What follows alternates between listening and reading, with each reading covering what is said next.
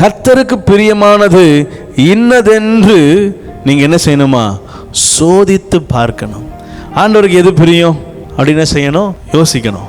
என் கணவருக்கு என்ன பிரியம்? அவர் கருவாட்டு குழம்பு வச்சா நல்லா சாப்பிடுவார் பாஸ்டர். அப்படி என்ன செய்கிறோம்? கருவாட்டு குழம்ப அள்ளி அள்ளி கொத்து கொத்தாக என்ன செய்கிறோம்? ஊற்றுறோம். அவர் சாப்பிட்டு என்ன செய்வார்?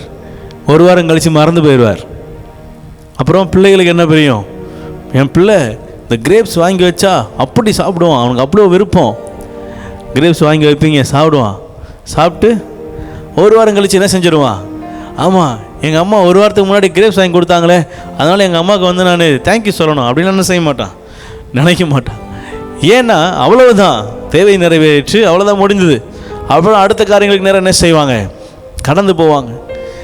இது மனுஷிக காரியம், இது இயல்பாக எல்லா மனிதனும் செய்ய வேண்டிய காரியம்தான். ஆனால் ஆண்டவர் அப்படி இல்லைங்க.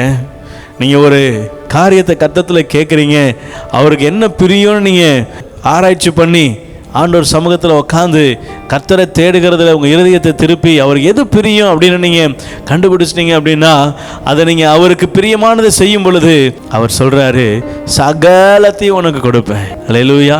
ஆண்டவருக்கு என்ன பிரியம்னா, அண்ணால் வந்து என் பக்கத்தில் என் பாதத்தில் உட்காந்து என்ன செய்யணும்? என்னிடத்துல கேட்கணுன்றது கர்த்தருடைய பிரியம். வந்து கேட்டால் நான் என்ன செய்வேன்? கொடுப்பேன். ஏலியின் மூலமாக வார்த்தையை கொடுப்பேன், ஆசீர்வாதமான பிள்ளையை கொடுப்பேன், அவனை தீர்க்கதரிசியாக வளர்க்கறதுக்கு நான் உண்டான திறமைகளை, தாளந்துகளை, கிருபைகளை கொடுப்பேன். அல்லேலூயா. ஆனா என்ன செய்யணும்? அதற்கு எனக்கு பிரியமானதை அண்ணால் செய்யணும். ஆமென். தாவீது வேதம் அவனை குறித்து சொல்கிறது, இவன் கர்த்தருடைய இருதயத்துக்கு பிரியமானவன். அல்லேலூயா.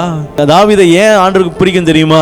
உடனே தன்னை தாழ்த்துவார், உடனே தன்னை ஒப்புரவாக்குவார், சரண்டர் பண்ணிடுவார். ஆண்டவரே, மெய்தான் ஆண்டவரே, நான் பாவம் செய்தேன், ஒரு விஷயம் மன்னிங்கப்பா என்று சொல்லி காலில் விழுந்து கதறி அவருக்கு எப்படிலாம் ஆண்டவருக்கு ஐஸ் வைக்கணுமோ அப்படிலாம் என்ன செஞ்சிருவார்? வச்சு தன்னை ஒப்பு கொடுத்துருவார். ஆண்டவர் சின்ன ஒரு தண்டனை கொடுத்து நிறுத்திடுவார். தெய்வ ஜனமே, ஆண்டவருக்கு பிரியமானதை செய்ய நாடுங்க. நீங்கள் ஆலயத்துக்கு வருவது கர்த்தருக்கு பிரியம், கர்த்தரை தேடுவது அவருக்கு பிரியம், அவர் சமூகத்தில் காத்திருப்பது அவருக்கு பிரியம், நீங்கள் வேதத்தை தியானிப்பது அவருக்கு பிரியம், ஜெபத்திலே தரித்திருப்பது அவருக்கு பிரியம், பரலோக ராஜ்யத்தை குறித்து நீங்கள் யோசித்து கொண்டு இருப்பது பிரியம், ஆயத்தமுள்ள கன்னிகைகளை போல ஆயத்தமாக இருப்பது கர்த்தருக்கு பிரியம், நிறைய காரியங்கள் கர்த்தருக்கு பிரியம்.